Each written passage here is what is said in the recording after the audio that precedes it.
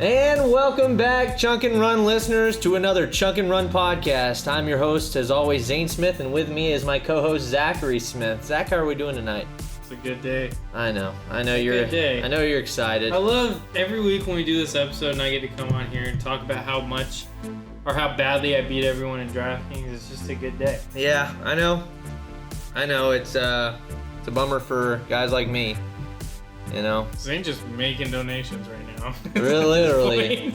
It's like every week I have to throw in more money into that DraftKings. You know, I haven't had to pay in so long. I know. Oh man, you just wait. The tides are going to turn. By the way, the tides are going to turn. This week it changes. It's like I'm gonna use the old Gator mantra. The Gator. We'll get them next year, right? Isn't that the Gator thing? Isn't that their thing, right? The Florida Gators. But what? It's just so funny you call it the Gator mantra. Isn't that the Gator mantra? We'll get them next year, boys. We'll get them next year. Oh man. Always the bridesmaid, never the bride. That's right, boys. So anyway, we had the PGA Championship, a great tournament. I really liked this PGA. Now, granted, there were some problems, there were some issues with the layout, with some stuff, and we'll go over that here in a second. But all in all, a great tournament. Yeah. Great tournament. This is this is what I want PGA Championships to be, as far as scoring wise. Yeah. I want that cut line high. Now, this cut line was up there. Yeah. So I don't know if I want that every time, but certainly permissible. Well, in majors, it even more so. Well, it's way better than what we saw with KH Lee winning, Yeah. Killing handicaps. So, Killing handicap. yeah, so it's better than watching that for sure. What do you think about that? Yeah, like you said, when you have tournaments that are that high scoring, it makes it look not difficult when it's very difficult to win on tour and play well on tour. So, but when guys are shooting 24 under and the cut line's at 5 under, it makes it look easy. It makes it look like they're playing easy courses. Yeah, well, in some cases they are.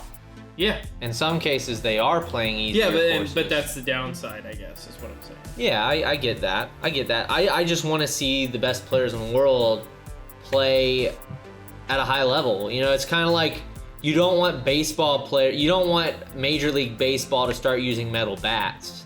Yeah, you'd see home runs You'd see dingers every time. Yeah. And nobody wants that.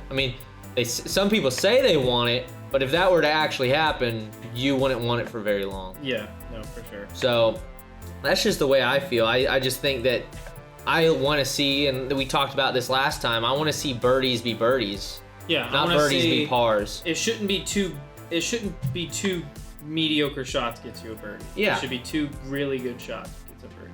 Yeah, and this may be a problem with golf too.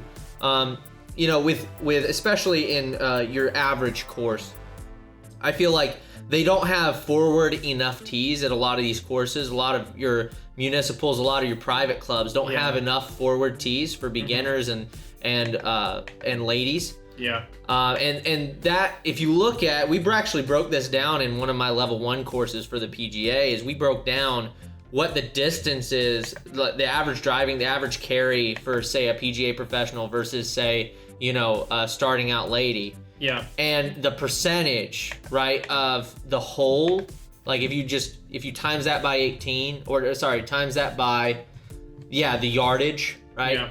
Then the ladies have a significant disadvantage as far as driving distance to total course distance. Mm-hmm. And that's a big problem in our sport, because we gotta have people having fun out there. Yeah. And it's no fun making triple every time. Absolutely. So I think that having those forward tees is really good. Now, a lot of courses have adopted those, like Super Junior tees. Yeah. But a lot of courses haven't. And a lot of courses don't have the layouts for it, which is another problem. Absolutely. For instance, one of the big things is number 6 school at Chicopee. There's no way to play that hole unless you're playing. If you're gonna play that hole, even as a lady, you might as well put the tee boxes right in front of the pond. You have to. Yeah. Yep. You can't put it around the corner because it doesn't make sense. You're hitting like a pitching wedge. Yep. Because you can't make the corner from where the ladies' tees are. Yeah. I've always said, that needs to be one of those holes where it's a 4/3. You know what I mean? Yeah. Like you have the forward tees be the three, be a par three up there, uphill. Yeah. That just makes a lot more sense to me. Yeah. Build up a big tee box and have steps going up so that it's not as height difference. Yeah. So that the ladies have a chance of getting it on. Yeah. Like that would make the most sense over for there. That hole. You could do it low left. Yeah, but those ladies, they can't get out, especially the older ladies that I used to coach, they couldn't get out of there with less than a 7. Yeah, they no don't chance. stand a chance of getting anything lower than that. Yeah. It would take 3 perfect shots for them to get out of there with a bogey or better. Oh, yeah. They'd have to hit 2 shots just to get it to where, and they'd usually lay up to where they can get it over. Yeah. And then by that time, they're hitting 3, and they're not getting to that green. Yeah. And if they do, they're going way left or way right in that bunker. Yeah. That guards that right-hand side. So, yeah, I just don't, I think in our sport, I think we need to be sure that we're making par mean par. Par is supposed to be what everybody should shoot on it should be a good score on a hole. It shouldn't. Now, obviously, there's some where you want that par to be easier than others or harder than others, and that's not a problem.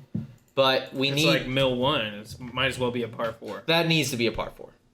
No, that just not. No. Yeah. That needs to be a par 4. Yeah. Period. Distance-wise, it looks like a long par 4, but in golf distance, it's it's not even. It's all long. Downhill. Yeah. I can see how maybe par 5 for the ladies, where they play the ladies from. Yeah, but even then, it's a soft 5. It's a soft 5 for the ladies. Yeah. But yeah, absolutely. So I just think that needs to be the case, and we saw that with the PGA Championship. Yeah. Now there were a couple things that happened in the PGA Championship that I just want to kind of touch on before we get into other news. We have the NCAA women's semis going on. The Oregon Ducks. Made it to the finals. Yeah. Good for them. Really good for them. Quack, quack. Quack, quack. And you had Amy Zhang win the individual women's title from Stanford today. Was it today or yesterday? From Stanford. I think it was today. I think it was today. I watched it. Yeah. I was watching. No, well, it must have been yesterday because they weren't doing individually today. They were doing team. The match play. Yeah. Yeah, it could have been yesterday. I remember watching it on the golf channel today. Seeing, it was yesterday because they were showing a replay. It was a replay. Oh, okay. But good for her, and she played really, really well, in that event. So, it's always good to win an event like that. Absolutely. But let's talk a little bit about who are your favorites this week. In the PGA, who did you like? Let's go first team. You get 2 people on your first team. Go ahead. 2 people on my first team. 2 people first team. We'll do first team, second team, and then honorable mention. So obviously, first team gotta have Justin Thomas on there, right? Mm-hmm. Justin Thomas, he's a champ. How do you not put him on your first team? Yeah, he's got to be. He's got to be number 1. And he came from way behind. He was 8 strokes back, right? 8 strokes, 7 strokes back. Yeah. Yeah. So absolutely. He's got to be first team, playing in tough conditions on Sunday. Everyone was backing up, and that allowed him. And he played a fantastic round of golf to be able to make the playoff and then end up winning. Absolutely. But first team's going to be Justin Thomas. That's 1. Do you want me to give my second? Or do you want go ahead. I'll go ahead with mine. I'm going to say Justin Thomas as well for the first team. Again, coming from that far behind was brilliant. Great playing by JT. Mm-hmm. And good to see the guy win for the first time this season. He's been complaining about not winning all year. And here's the thing. This is the thing. We talked about this yesterday, I believe. The guy has so many top 10s. He's so down on himself in some of these press conferences. Because he's not winning. It's like, dude, you're playing out of your mind. That's what Bones told him. Yeah, you're playing out of your mind. You're in contention every week. Yeah, just quit being so hard on yourself. Yeah. And that might even hurt him, being so hard on himself. Yeah. Mentally. It could help him. It could motivate him. It's like, because you can get kind of a double-edged sword. Yeah, you can get complacent, like continuously getting top tens and just saying it'll come. Whereas maybe that mindset for him allows him to like keep pushing himself to be better. Absolutely. No, you're right. Depends on the person. Yeah, you're right. Absolutely. But yeah, he's on my first team. What about your second player on your first team? Second player on my first team.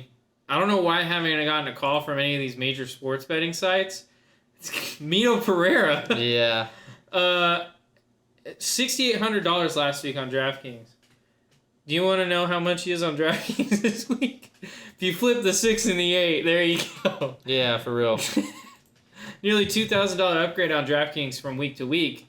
A rookie on the PGA Tour. My dark horse pick last week, and he was leading going into round 4, and he had a chance to make the playoff coming out of the 17th. Wasn't able to quite get into the playoff, but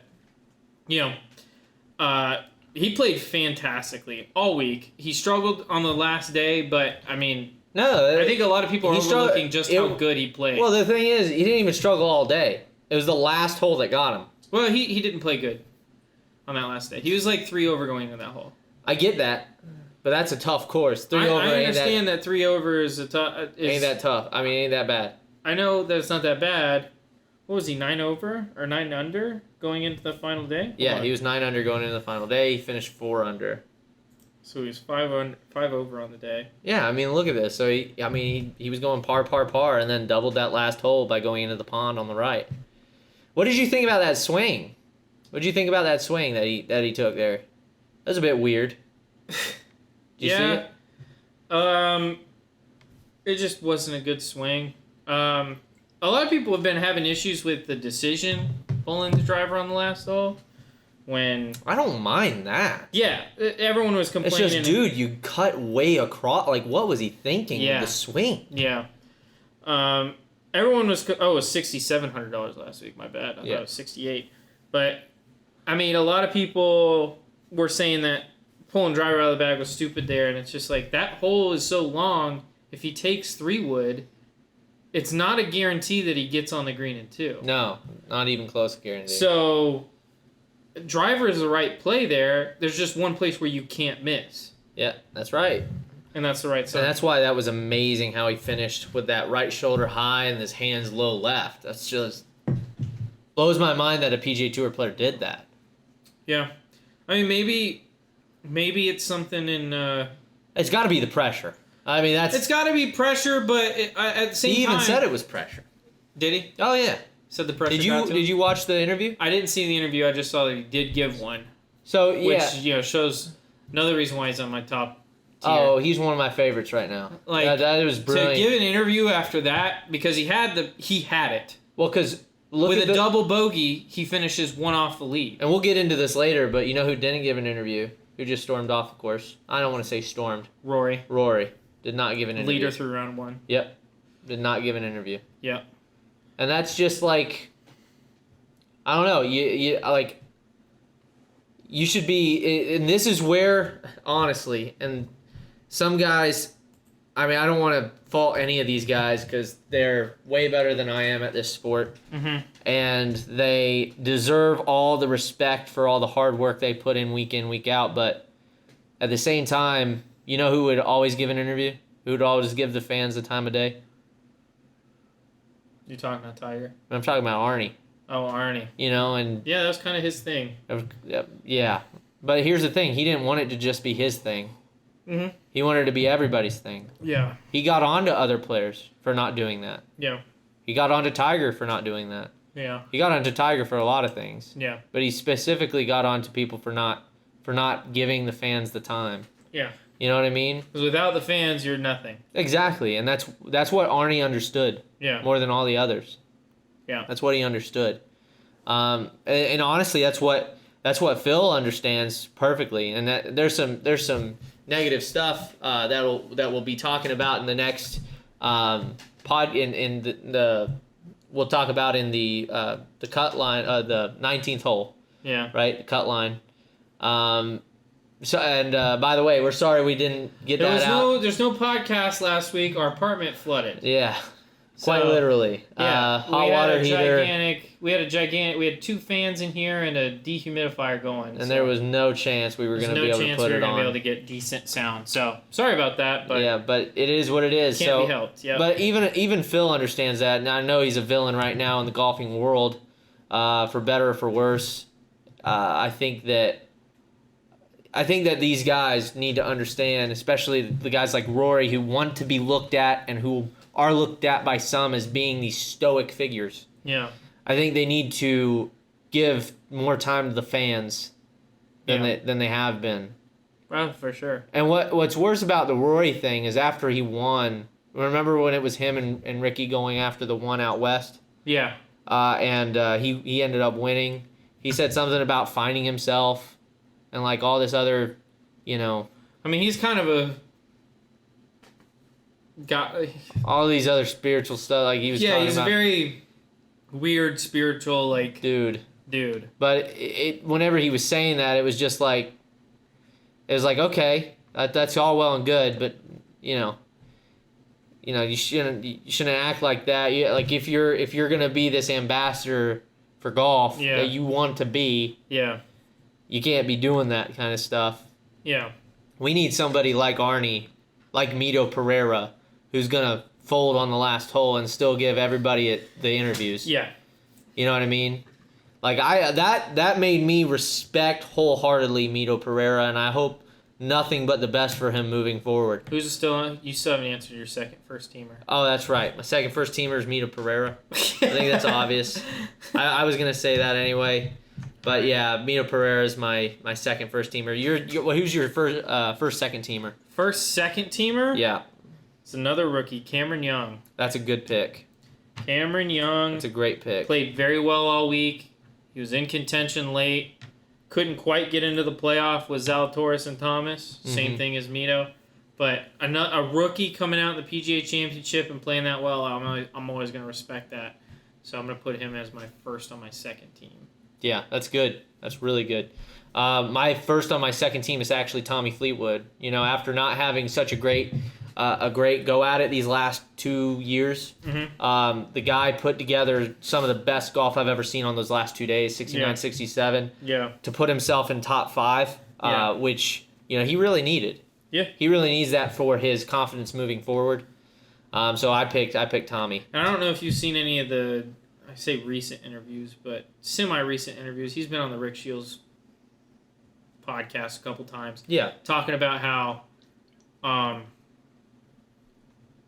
him not being as successful as he wants to be really messes with him.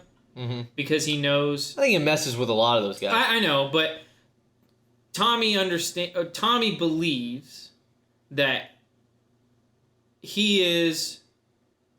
Tommy is someone that believes that he's the best player in the world. Yeah. He thinks he has the best swing in the world, so he feels like he should be... I disagree, but... He feels like he should be week in, week out, top of the leaderboard. Yeah. And he hadn't been for a very long time. Very true. So, seeing him perform well at the PGA is good thing. Because he's never won on tour. Yeah. Probably the best player in today's field that has not won on tour. I know. And it's sad, really. I mean, he's such a good player. He is. And he'll go on spurts where he just, like round 3 and round 4. He'll go on spurts where he just looks absolutely phenomenal. And those were the hardest rounds of golf. Yeah. That was so he shot 71-70, whatever the course isn't playing as difficult, right? And then you get round 3, round 4 where it's playing really difficult, and he shoots 69-67. Yeah. Blows my mind. Anyway, your second teamer? My second teamer is going to be Zalatoris. That's a good pick. Yeah. He played an exceptional weekend once again in a major. He's a very, very talented young golfer. He could be the next big thing. He's got a lot of guys around him in that age group, but another great major from him. I think his response to another runner-up finish at a major, he says, I know I'm going to get a major, I just kind of have to keep going. He's playing well in majors right now. Yeah, I'm going to also go with Will Zalatoris as my second teamer. The reason he's in the second team is just, again, because he kind of folded coming down the stretch. He shot 66-65, really good golf in the first 2 rounds, put himself right up there in the lead or close to the lead, and then he went 73-71. Yeah. Which is just not great golf. Yeah. And it's not becoming of the winner, and that's why it's a good thing that I think JT won, because he was able to throw that. He won it. He went out and got it on the last day. Went out and got it on the last day, and then birdie. Yeah. So if we're looking at the rest of the top 5. Birdie. The rest of the top 5 just in terms of the final round. Yeah. 3 under for Justin Thomas, 1 over for Zalatoris, 5 over for Mito Pereira, Cameron Young 1 over, Matthew Fitzpatrick 3 over. Mm-hmm. Then down in 5th place, tied with Matthew Fitzpatrick, is Tommy Fleetwood at 3 under and Chris Kirk at 2 under. Yep. So it's one of those things where it's like, I mean, you played good for 3 days. Yep. Or for 2 days. Mm-hmm. Or for how many days, but you got to get it done on Sunday. You got to get it done on Sunday. Mito Pereira didn't get it done, and neither did Zalatoris. Yep. Justin Thomas went out and got it. So yeah, he did. But I still don't know why I haven't gotten a call from like DraftKings or. Okay, Zach. I mean, come on, who picked Mito Pereira as a? All right, who's your one honorable mention? My one honorable mention is gonna be Tommy Fleetwood. Tommy Fleetwood? Because the reasons that you said. Yeah. My honorable mention is Cameron Young. Again, rookie, really great player. Uh-huh. American. That's a plus. And he shot in round 2 and round 3. He played some great golf shots, 267s. If he had kept it up, I mean, you're looking at a win. Yeah. If he had kept that up going in round 4. Round 3 was no slouch. Yeah. So if he had just kept up that same golf. Another guy I had on my fantasy team last week. I know, dude. I was picking some gems. He shot bangers. Some bangers. Diamonds in the rough. All my like big spends didn't do anything. Yeah, but really good job. You know what I didn't like about this tournament? What? Whatever the PGA of America did with the app was just atrocious. You couldn't watch any live golf. None. Really? None. You couldn't watch any live golf. You could only watch highlights. You couldn't even watch highlights of the players you wanted. It just gave you a highlight reel. Oh, wow. It was a bummer, dude. Like, I was just like, what? You're saying they need to copy the Masters? They need to call whoever did the Masters application. Say, hey, please, can you do this? Just say, hey, we'll pay you a buttload of money to do this. Yeah, maybe they don't think it's profitable enough to spend the money to do that. I'm trying to play That's trash. That's trash. If they think that's a trash, they could easily market that and run ads on the app. For sure. That's bogus, man. If that's the reason. Granted, they should have the numbers from the Masters unless the Masters didn't share it with them. Mm-hmm. So yeah. And looking on forward, you got PGA, the PGA Championship next year is at Oak Hill, so that'll be a good one too. That's a one with a lot of history. Yeah. A lot of history. So it's in Rochester, New York. May even swing by there. That'd be cool. Go up see Papa G. Go up and watch that. Yeah, absolutely. That'd be nice. Get some tickets. So anyway, super excited about that next season. Obviously, hope JT can maybe win back-to-back PGA Championships. I'd rather see him get the other majors. I want to see him get the Grand Slam, Grand Slam as fast as possible. Yeah. Yeah, absolutely. And I think everybody would like that for JT. What's the other one he won? The other one that he won? Yeah. I think it was the PGA Championship. I think he has a pair of them. Oh, does he? I think so. Let's go Justin Thomas Majors. Justin Thomas Majors. Yep, PGA Championship in 2017 and 2022. Okay. Yep. Well, then he's got 3 more majors he's got to pick up. Yep. Come on, Justin. So, looking forward to seeing what he does the rest of the season. He's in a really good spot. As well as he's playing, you can easily see him winning the U.S. or British Opens. Yeah. For sure. And definitely the FedEx Cup is in his. You know how many other people this year are perfect on cuts made? 1. There's 1. Do you know who it is? It ain't Scotty. It's not Scotty. It ain't Scotty Scheffler. Dude missed the cut this week. Yeah. That's crazy. How'd that pick go for you? Zane? Not great, dude. Not great. How the heck, dude? There's only one other guy. I don't know. I didn't see. Billy Horschel. Billy Horschel. That's an interesting tidbit of information. 2022 golf trivia. Yeah, there you go. Who else has been perfect on cuts made? So good. I mean, good for JT. I'm really looking forward to seeing what he can do later down the road. Mm-hmm. So now we're going to go into this Golf Digest article. Okay, going to go into this Golf Digest article real quick.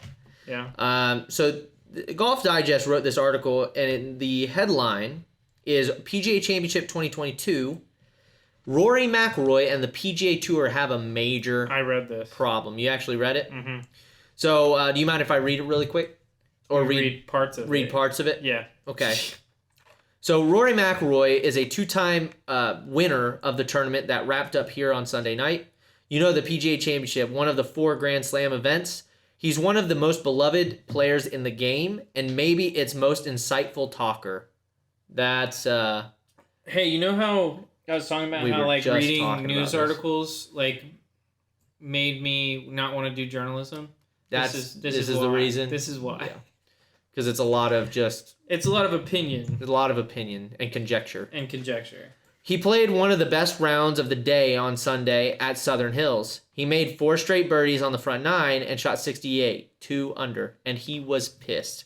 That's understandable. If he had played the back like he played the front, a huge if, which again, huge if, it's a tough back 9. Major if. He would have won the event. After running off those 4 straight birdies, he didn't have another for the last 13 holes. You'd be shocked if he wasn't pissed. Yeah, I mean, they all want to make birdies out there.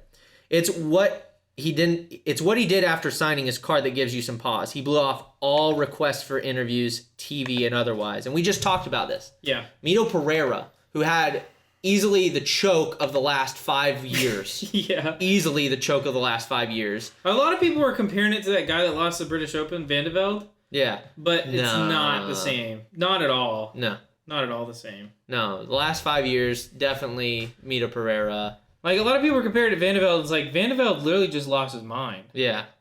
Like, it was literally like, he started playing bad on purpose. Yeah. Because he knew he lost it. Yeah. It's different. Yeah, it's not Van de Velde.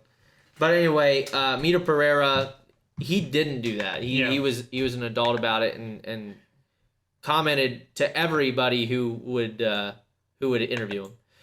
For starters, it's immature for a player of his stature. He can do as he pleases, of course. This is true. And McIlroy almost always does talk, certainly in good times, but very often in bad as well. But on Sunday, at a major that you've won twice, where you can give insight into where you are with your game and what the players still playing will face, as the Nike marketing department has been saying for years, just do it. You can say that Nike made McIlroy rich, but really you made him rich. He has the talent, but you provide the purses and the endorsement deals and all the rest. Mm-hmm. The money, eyes. Yep, the money spigot begins with your credit card, and this is 100% true. And your eyes, just the eyes on the sport. Because here's the thing: yes, advertisement dollars run sports. Yeah, that's 100% true. Here's the problem with that, though: you're the one that buys their product. Yeah. You're the one that allows them to get that, to have that advertising budget. Yep. Like, TaylorMade, the reason they signed Rory, he hits the driver really well. Yep. Okay. Do you think TaylorMade would sell as good if people, or do you think people would buy TaylorMade as much if Rory wasn't there? No. Probably not. Probably not. Probably not. Probably not. Yep. But there's something else that gives you much more pause, and this is it. When did not winning a major become such a big deal, and is it healthy? This is where they run their article into the ground. Yeah. In 1997 is what they say, and no is what they say. Things are out of whack in professional men's golf, and they have been for a while. Ever since Tiger Woods came on the scene a quarter century ago, the elite player's mindset can be captured in 2 mantras. Number 1, majors, the majors, the majors. Gotta win them, gotta win them, gotta win them. Golf Channel and USA Today and Sports Illustrated, when it was a weekly Bible, were co-conspirators in promoting this attitude, to say nothing of the many golf websites, like Golf Digest, I might add, that have taken root this century, but Woods created the template. This is true. Yeah. In a respect. Yeah. We all know the names of the various prodigies who came up with Tiger Woods' wake. McIlroy, obviously, he came up right after him. Everybody was saying he was going to be the next big thing. Yep. John Rahm, Will Zalatoris, among them. By all available evidence, their notion of what constitute a rich and full golfing life seems to come right out of the Tiger playbook. Woods would tell you he took a page from Jack Nicklaus. Yes. Tiger caught the tail end of Big Jack. The first tournament he watched on TV was Jack Nicklaus winning the last of his 18 majors, the 1986 Masters. Rory was born 3 years later, so Jack didn't beget Rory and company. Tiger did. This is true. Rory engagingly talks about his reading life now and again. For all we know, he's reading an Indian philosopher, Jiddu Krishnamurti. I hope I pronounced that right. Sorry for all Indians out there. He teaches that happiness does not come from you, come when you are seeking it. Maybe you have found this in your own life. It sneaks up on you when you least expect it. I don't know why this is relevant. This isn't very relevant. Thank you, Golf Digest, for screwing. This is another reason why I hate journalism. Yeah, just word count, bud. Yeah, getting in that word count. Let me just scroll down. So this is what they say. Part of the problem, of course, is Rory knows the drill. Since winning his fourth major at the 2014 PGA Championship, McIlroy has played in 28 majors without getting his fifth. He has had top 10 finishes in 15 of those events. That's a nice problem to have, but the Sunday night questions, some of them, would have been some form of what is wrong.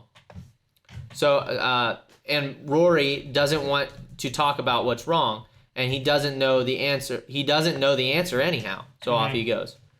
So Zach, that's the end. That's basically the end of the article. They end up saying, by the way, his 8th place finish here paid $436,000. A nice life if you can get it.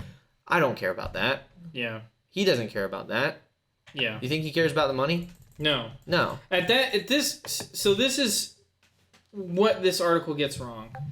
You get to a point in your career when you're very, very successful, you won on tour many times, you get to a point in your career where the only thing left to accomplish is the majors. Yes. If you win multiple... You think Rory started out going, I've just got to win majors. I need to win the most majors. I've just got to win majors. Yeah. You think he said that? No. Heck no. No. That'd be a stupid thing to say. It'd be a stupid thing to even pause it, first off. It'd be a stupid thing to pause it. But it's a stupid thing to say if you're saying that was his attitude. He, as well as a lot of other golfers, he as well as many other golfers get to a certain point in their career when they won multiple times on tour. When, you win a major. Yeah. Or let's just say just get multiple wins on tour. Yeah. You get to a point where, okay, I've won multiple times on tour. I'm pretty much set for life. Money is not important to me anymore because I've won enough on tour to be set for the rest of my life, to have my family set for the rest of their lives, and live happily ever after if I never played another round of golf in my life. And they never explain why this is a problem. But not even that. It completely obliterates the idea of legacy. What do you want to be remembered as? For the guys at that level that have won major championships, won multiple times on tour, at that point it's about legacy, and they want to be remembered as one of, if not the best golfer of all time. Because when you start winning multiple majors, that's where you start getting in that conversation. Agreed. Until you get to that point, you're not in the conversation. See, and this is the problem with this article, too. It says all of the emphasis is on the majors, and I am as guilty as anyone who watches from the wrong side of the rope line. He says all this emphasis on the majors has created a lot of emotional upheaval. It's like, yes, it's a sport. Yeah. You have heartbreak. You have triumph. Yeah. You have absolute meltdowns like what's happened to Mito Pereira. But that's part of the sport. Yeah. That's why we love watching it. The reason you have majors is what we were talking about before. It's punctuated equilibrium. Yeah. That's actually a good reason why they moved the PGA Championship, because now you got May, June, July, and August, right? That's awesome. Yeah. Sorry, April, May, June, July, right? And then it goes into the FedEx Cup. Yeah.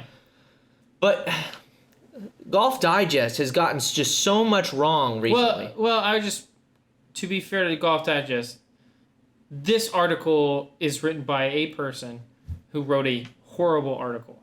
Yeah. The premise of the article doesn't make sense. No. Okay, if you're saying that the problem with golf is that only thing people care about is the majors. Well, okay, if that's the case, let's say that it is the case. Okay, if that's a problem, then like the guy said, why does next to every time you mention Rory's name or Dustin Johnson's name, Brooks Koepka's name, or Jordan Spieth's name, Tiger Woods' name, why is it Jordan Spieth 3-time major champion? Yeah. It's that next to every article, and when you talk about Jack Nicklaus, what do you mention? You don't mention all the times he won on tour. No. You mention how many majors he won. Yes. Because we're talking about arguably the greatest golfer of all time. Yes, and not only that, the majors literally... So you may skip a week. Yeah. Right? You may skip 2 weeks. Mm-hmm. You know who plays in everything? I mean, you know where everyone plays that's worth anything? The majors. The majors. Because it's the best field. Yes. The best field possible on any given week is going to be at a major championship. Yeah. It's not going to be at the Punta Cana Mexico Championship or whatever. Yeah, or the Butterfield Bermuda. Yeah, it's not going to be... You're not getting the best field. So... And there's nothing wrong with those golf tournaments. No, that's not. But the point that me and I think we're both trying to make is the best competition available, those are the tournaments you want to watch. Okay, if that's the case, and this is the why don't people care about the Detroit Lions versus the New York Jets? Because it's not the best football on. No, it's not the best talent. Yeah. Yeah, if that's on a Sunday, you're not watching that game unless you're a fan of the team. Why is the most viewed sporting event in the United States? Why is it the Super Bowl and not the, preseason week 1? Yeah. Why do preseason numbers on television suck? Because no one gives a darn about the preseason. Yeah, because it doesn't matter. It doesn't matter. Bermuda doesn't matter. Yeah. In the grand scheme of things, it doesn't matter. No. And this is... And by the way, this comes from a Fire Pit Collective writer. So there you go. Michael Bamberger. So. Oh, that's one of the guys that blocked you? Huh? No. I'm just saying he's from the Fire Pit Collective. Oh, he's from the Fire Pit Collective. Wink, wink, not notch, which we will be talking about Alan Shipnick on Friday on the Cut Line. I already have the article we will reference. But yeah, this is a stupid article. It's a bad take. I mean, it's a very bad take. I agree with the early part of it, about saying that, it's unbecoming of What's the writer's name? Michael Bamberger. This guy? Is it Michael Bamberger? Michael Bamberger. Okay, here's your clown nose, Michael. Yeah. Put it on, write another article, and we'll talk about it next week. Yeah, for real. But that's a stupid take. It's not smart. Like, I agree with you that, like, we need to make golf more interesting and golf more fun to watch. On a week-to-week basis. Yeah. But that is not... Taking away from the major championships is not how you... Equity doesn't exist there. Yeah. You don't want parity. No, yeah, and the funny thing is, it's one of the things, like, he's making the claim that Rory doesn't care about regular tournaments or even playing well in regular tournaments. And it's just like, that's stupid. He wouldn't go and play in the World Tour if that was the case. Exactly. Not only that, but it's what else does he have left to accomplish on the PGA Tour or what else does he have to accomplish out on the PGA Tour? He has nothing left to accomplish on the PGA Tour. No. I mean, do you want him to start taking boxes and making sure he wins every event in the PGA Tour calendar? Because that would be ridiculous. No, and he still plays in enough events because he has to, obviously. Yeah, it's part of the contract. Quota. Yeah. They have a quota, but, like, he's already played in enough events, and he's already won enough events. It's like, of course he's focused on majors. Why shouldn't he Anyone in his position and everyone in his position currently is doing the exact same thing for the exact same reason. Exactly. Legacy. Yeah. Tommy Fleetwood is not worried about winning major championships. He's worried about getting his first one on tour. Yeah. Okay? Same thing with Mito Pereira. Yeah. Mito Pereira isn't just focused on the majors. He's focused on getting a win on tour. Because when you win on tour, that's life-changing. Mm-hmm. That's life-changing. That gives you exemption. You don't have to re-qualify for the PGA Tour. Mito Pereira's a rookie. This is what Jordan Spieth talks about. You're playing with house money. Yeah. You're playing with house money at that point. Yeah. Yep. Instead, Ricky Fowler, another guy, not worried about winning a major championship. He's worried about winning multiple times on tour. Yeah. And see, there's nothing wrong with those goals. Yeah. Those goals are exactly match what those players need. Yeah. I mean, and this is what we talk about with our students. Yeah. Your goals should match. They should be relevant. Yeah. They should match what you're actually wanting to accomplish. Yep. I'm not going to talk to one of my players and go, yeah, our goal needs to be 4 major championships. Because that's ridiculous at the time. Yeah, that's stupid. In high school, that's a ridiculous thing to set as a goal. Exactly.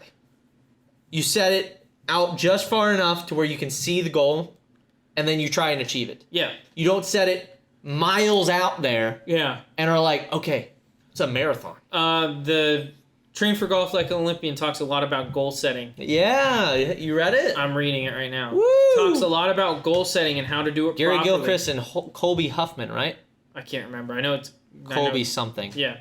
But really they talk a lot coach. about goal setting and how to do it properly. And both really good golf coaches. Yeah. And it's like, you have to set goals. Your goals shouldn't be so far... like removed from you. So if like I set the goal that in 6 years I want to win a major title, that'd be a ridiculous goal to set. Yeah. Because I haven't even accomplished the first goal, which is, make it on a Corn Ferry Tour event. No, that's not even the first goal. You're even shooting too far there. Yeah, I know. The first goal needs to be win a local event. Win a local event. Or place high in enough local events. Yeah. That needs to be the goal. And then Q school. Yeah. Well, no, and then maybe play on a bigger mini tour. Or try qualify Monday, qualify for PGA like Rolling Tour. Red, Rolling Red that travels around here. Yeah. Like play on the Rolling Red and top 5s, right? Yeah. And then maybe after that you're like, okay, now we're going to Monday qualify. Yeah. Or now we're going to the Q school because I've acquired enough money to do that. Not only have I acquired enough money, I've acquired enough experience and skill. Yeah. Because you learn things when you play in high pressure situations. Oh yeah. I mean, that's one reason why we're playing the Milton Martin, because me and you both have this goal of next year wanting to qualify for the U.S. Open. And you have to play competitive golf if you're going to try. 100%. This is why we play in that Money Monday game. Yeah. Week in, week out, is because we need that experience playing for actual... There's dollars and cents. Yeah, playing for dollars and cents, exactly. You have something on the line when you do that. Yeah, and that's something that you need whenever you're playing golf. You need something on the line to give you that pressure. I think not enough people play golf with that pressure. If you're wanting to play with your buddies, I don't think enough people play with that pressure week in, week out. If they're wanting to, like, I have a lot of students, and this is something I tell them, like, I'm not a big advocate of gambling with youth or gambling like with juniors, but there comes a point where those juniors have to feel pressure somehow. Yeah. Right. And so what I'll do is I'll offer up like what we did with the academy program before. Like if you win, you get this. Like we did it was a club, like you get a club or whatever, or what was there? We shirt had a couple or balls different or prizes. something. We had shirts, balls, club fitting. Yeah, because you have something that you're gonna get from it. Yeah. And that's important in that case. Yeah. So there is a tangible benefit to you completing the task, rather than just being the benefit of you completing the task. You are getting something for doing that thing. Yeah, and I think it's actually more important if you can find something that they lose from it. Yeah. I think that pressure is significantly more beneficial for them to expose themselves to. Like they need to expose themselves to losing something. Yeah. Not just not gaining. Yeah. Not gaining is not the same pressure as losing. Yeah, because when we play in the Milton Martin, if we don't cash, we've lost money. Yes. Yeah, that's money down the drain. Yeah. That's money down the drain. Literally taking $200 and lighting it on fire. Yeah, pretty much. And it happens. Yeah. But you need to have that feeling, and that's why that Monday game that we do is so good for us. Yeah. Is because it helps us with, being exposed to that feeling over and over again makes you more and more numb to it. And this is why I think Mito Pereira, you look out for him. Yeah. in the U.S. Open and British Open this year. Yeah. You watch out for Mito, because now that he's been exposed to it, and because he took it like a champion, because he went in front of the cameras and was like, yeah, this happened. I felt some pressure. So what? I'm going to go play next week. Yeah. I think that's going to help him so much. I agree. I think he's going to go out there and just destroy the competition. Well, I don't know about it. Not saying he's going to win every week. He's going to be in contention a lot this year. Yes. You're going to see like a Tommy Fleetwood-esque contention. Ricky Fowler circa 2015. Yes. Every week. Week in, week out. So, anyway. But yeah. I mean, do you have anything more to add about that, or? No, not really. It's a bad article, and you should feel bad. Nice. Putting people down. That's what we do here on Chunk and Run. All right. You didn't smile at the camera. Huh? Okay, so what we're going to do now is we're going to go into the DraftKings. Put it on. I can't believe you showed people before I did it. Well, I wanted to. It was for the bit, you know. Yeah, I get it. Come on, clown boy.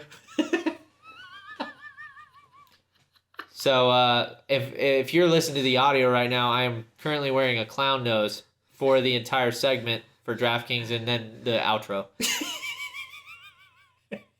That's Zach laughing. So what we're going to do is we're going to go over DraftKings real quick. If you haven't already, please join the league. Do you want to say this? He's crying. Dude, right now. it is so funny. It's so funny because I can't wait till you make your pick because I'm be like, that gotta be a joke. You just wait until I pick. I picked the punishment this week. Where's my punishment list?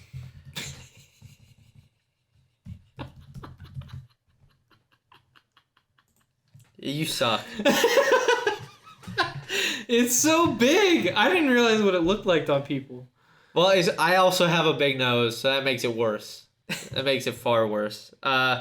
So anyway, please join the DraftKings League. We love playing it. We've got 5 people in it now as of five or six now. Join it. So win some money. Some money. You'll pay me. Yeah. Because right now I'm cleaning up. Now. You won last past week. And I won the week before. No, I won the week before. No, Mark won the week before. Well, he won. I beat you. Yeah, and that's all me. that matters. That's all that matters for the show. That's all that matters. Sibling for the show. rivalry. Yep, absolutely. So, yeah. Yes. Okay. So here, you ready for the punishment? What's the punishment? I'm just going to go ahead and say the punishment. Go ahead. You have to call an ex and explain for a whole minute that you want them back. Zane, I am not doing that. No? There's no chance. Oh, that'd be great, though. No That'd be chance. awesome. Okay, I got a better one. Plus, I have way more X's than you. That's not fair. Yeah, it isn't fair. You're right. I picked that on purpose. So, I got one for you. See how many grapes you can stuff in your mouth. Okay. No, that's stupid. That's stupid. But you have to legit try. You have to legit try what? To stick as many as you can in your mouth. Oh, yeah. Oh, I've got one. You ready? You have to color one of your teeth black for the entire show next week. How do you even do that? You just have to use like eyeliner. So we'll buy some eyeliner. Is that edible? You're gonna do it though. All right, so that's the punishment this next week. So okay, let's go into DraftKings. This week they're playing the Charles Schwab Challenge at the Colonial. Hey Zane, how about this? Let's add some extra stakes on that. Okay, I'm ready for it.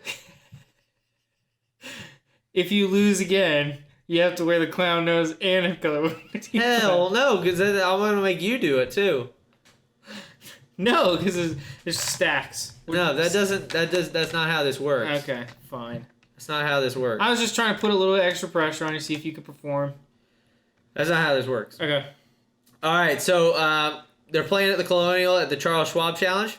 Yep. Really looking forward to this event. There's a lot of big names this week. A lot of big names, which is surprising the week after a major. It really is. But I'm here for it.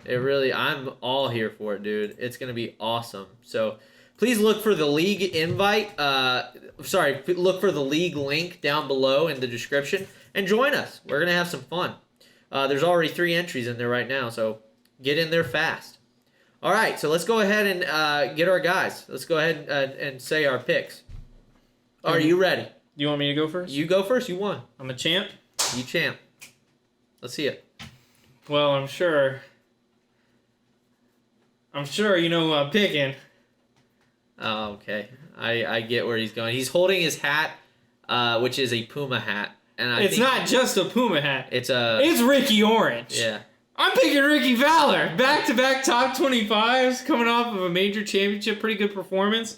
We'll see what happens. Ricky Fowler is climbing up the leaderboard in every single statistic. He's been playing very good lately, and I'm expecting him to play well this week. He's been playing good lately, but there's always dips in the rise. You know what I'm saying? No, there's always this is we're on a roller coaster that only goes up, my friend. Yeah, okay. He keeps holding that Top hat. 50 by the end of the year. Let's go. He keeps holding that Top hat. 50 official World Golf. What is he right now? What is who right now? Ricky Fowler. Ricky Fowler right now in World Golf Rankings? He's not top 50. We don't know that yet. Wasn't that the rule, top 50? It's top 50, yeah. And what was the bet? I don't even remember. It was something. It was $100, wasn't it? $50? Something like that. What is he right now? I'm looking. Just go to OWGR. I'm at OWGR, Zane. Type in Ricky. All right, so I'm going to go ahead and say my guy. Go ahead. I've got Cam Davis. Cam Davis, you know, he did get cut from the Wells Fargo on the first week of May, but he did place tied for third at the RBC Heritage in April, and he also T48 at the PGA Championship. So he's playing well. And he played really well at round 4, shot 70, which was 1 under. Mm-hmm. Looking forward to seeing what he can do in this. And he's played historically well at this event, and not only that, he's played historically well at Harbortown, which is very similar to this course as far as strokes gained areas. So looking forward to seeing what he can do. For Cam Davis, you know, he has a pretty good fantasy points per game for the cut percentage that he has. So go ahead. My next pick. He's in the stable. And he's here to stay. It's Maverick McNeely. The Maverick. You can't keep him down. He is a Maverick indeed. You can only hope to contain him. That's right. And he always makes the cut. 15 of 16. One cut this year. So I'm also picking Maverick McNeely. He always makes the cut. He also plays well at this event. So really looking forward to see what he can do. At this course. My bad. You know, he played pretty well in the past few. He didn't play well at the PGA. But he did make the cut at the PGA. He shot a very terrible 78 in round 3, but he bounced back with a 73 on round 4. So looking forward to see what he can do. He shot. He played well in the AT&T Byron at T32 there. RBC Heritage, he T26 there. So, and he plays well in Texas, obviously. You know, Valero, Texas, he's T35. So we'll see what he does at the Colonial. So just a heads up, Ricky Fowler just jumped up to 17 spots in the official World Golf ranking. So what is he at though? 129. Yeah, he just jumped up 20. That is not what I sounded like. Yeah, it is. All right, go ahead. My next pick. What do you think about repeat winners? What do I think about repeat winners? Yeah. KH Lee won. That's what I think about KH. So it's a year for the repeat winner. I guess. I don't know. I'm going with Jason Kokrak. Jason Kokrak, he won last year. Won last year. 11 for 13 cuts made. He's only got one top 10 this year, but he's played pretty well. Yeah, he's steady Eddie. Yeah. He's steady Eddie. And there's always something to be said about, you know, playing well at that event. So. Yeah. And if you're looking at stats, tee to green is the most important stat on this course. Yeah, oh yeah. So if he can hit the ball well tee to green, one of his worst stats is around the green, but this course isn't that punishing short game wise. So he should be set up for a pretty good week this week. So I'm gonna go ahead and pick Justin Rose. Justin Rose. I hate that. That's the worst pick you've made yet. It's not though. He played very well at the PGA T13. He shot a great 68 in round 4. So he's playing well at the right time. Not only that, he's T14 in this tournament's history. So T14 in 2020. He did not play in 2021 or 2022. Sorry, that's Harbortown. Let me go back to this course. Hold on just a second. Back to Colonial. Oh, he plays extremely well here. So he won in 2018. T58 in 2019, not that great. T3 in 2020. And T20 in 2021. I like this pick. I think His true strokes gained, meaning this is versus expectation is 0.52 plus a whole 1.5 true strokes gained on this course as far as average. So yeah, he's going to be playing well. I think that's a terrible pick. Well, you can think whatever you want. That's why you're wearing the clown nose. I think you're out of your mind. How is that about? You tell me how that's a bad pick. Give me one reason. Look at his strokes gained tee to green. Look at what traditionally this does well. Like people who do well here. Yeah, strokes gained tee to green. No, it's approach. Strokes gained approach, not tee to green. It's tee to green. No, it's not. All right, you're gonna see. You're out of your mind. Driving distance, it's the lowest. Driving distance, whatever. You're crazy, dude. You're insane. All right, my next pick. He played pretty well last week. And last week he was a dark horse. Not anymore this week. I'm going Mito Pereira. He's gonna follow up even after a not great final round and missing out on the playoff at the PGA Championship. He showed that he's ready to bounce back this week by giving that interview, by talking so candidly about his performance. Well. I absolutely believe he's going to play well. And Mito Pereira, very, very good golfer. Again, a guy that can struggle around the green, but very good tee to green and a very good putter of the ball. Yeah, absolutely. How do you not pick Kevin frickin' Na? The dude is going to do well. He's been playing well this whole time. Really looking forward to what he can do here at Colonial. He's played in this tournament. He only got cut. His only cut at this event is in 2020. T32 last year. 2019, he won it. So he's a past winner of the Charles Schwab at the Colonial. Also, let's go ahead and check this out real quick. So he also plays fairly well at Harbor Town, which is very close to this course, at least in the strokes gained areas. So we'll see what he does. I'm really looking forward to seeing what Kevin Na can do. His last 3 events: T26, T42, and T23 at the PGA. All right. Go ahead. My next pick, another guy that's just been very, very solid this year. He's actually having an up year for him after a pretty tough year last year. It's Tommy Fleetwood. 12 for 13 cuts made at $8,800. He's very, very consistent. He might be another guy that I'm adding to the stable. Yeah. Just because of how consistent he is. But I love Tommy Fleetwood in this event. He's a very good ball striker. This event sets up well for him. Good choice. I almost picked him. Tony Finau. Tony Finau, great choice. Course history here.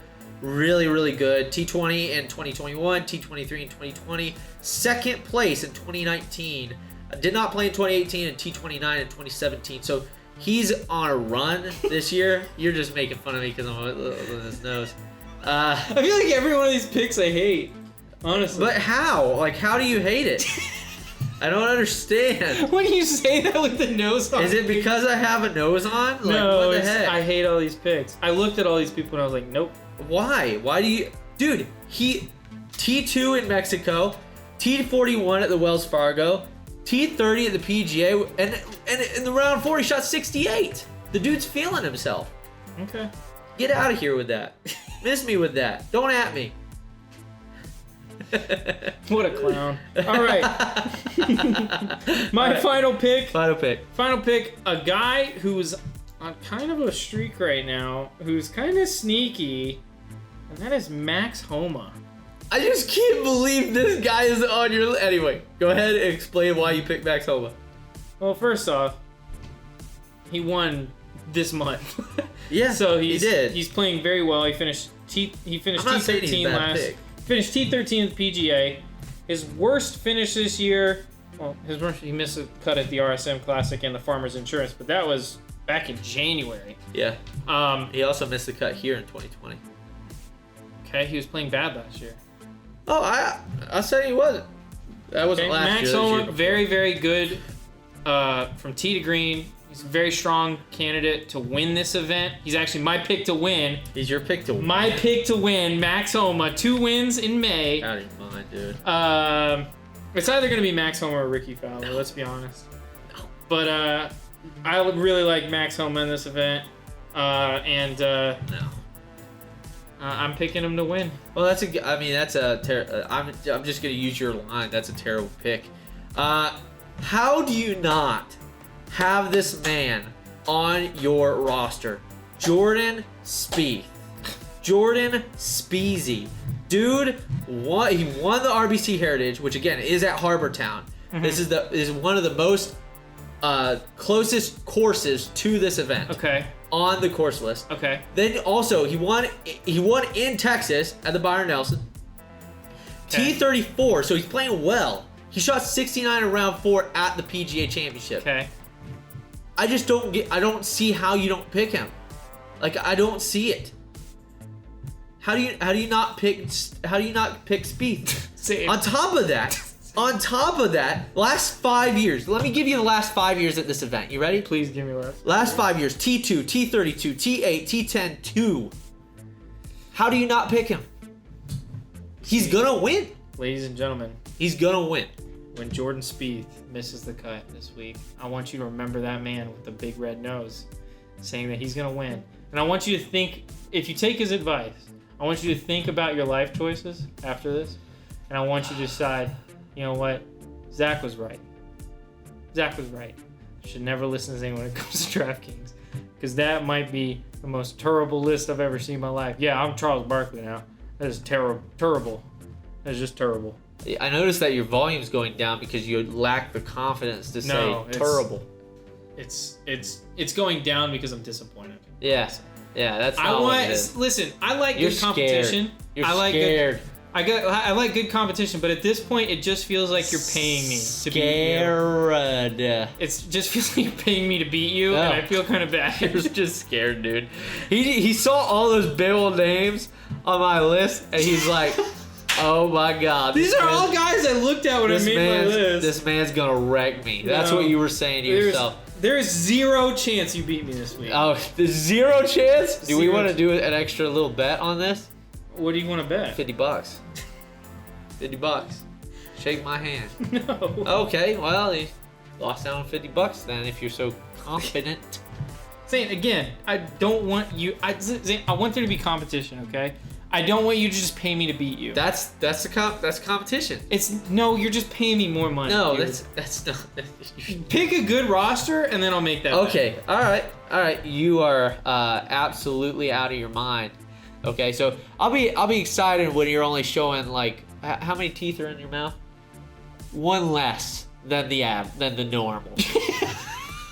I almost said the average. I was like, yeah, the average is probably less than the normal. Yeah. But anyway, less than the average. You forget about them people in Kentucky, man. Yeah, for real. But anyway, thank you guys so much for joining the show. Please check out we are going to do this week. I promise you, we are going to do the 19th hole this week with the cut line and stuff. Please check that out. Please check out our DraftKings and also ZaneSmithGolf.com. For all of the how to book with our instructors. Zach's going to be on there as well. I'm adding him to that website and all the and check out our newsletter as well. Zach, do you have anything for the audience? I want to give a quick poll. You can answer in the comments if you please. If I win this week, that puts me 10-12 in the last 12 weeks. Should I get like a more elaborate chalice in this, or perhaps a bigger one? So that I can use it next week. So that I, can show my absolute prowess in DraftKings. Just let me know down in the comments below whether I need a bigger or like more elaborate chalice, since I am the king. Well, the head doesn't shrink, ladies and gentlemen. The head does not shrink. It only You gets have a bigger head than me. I know, physically. We're talking metaphorical. All right, thank you guys for joining the show. We'll catch you next time. We'll catch you at the cut line, the 19th hole. Cut line, check it out. 19th hole. All right, see you guys.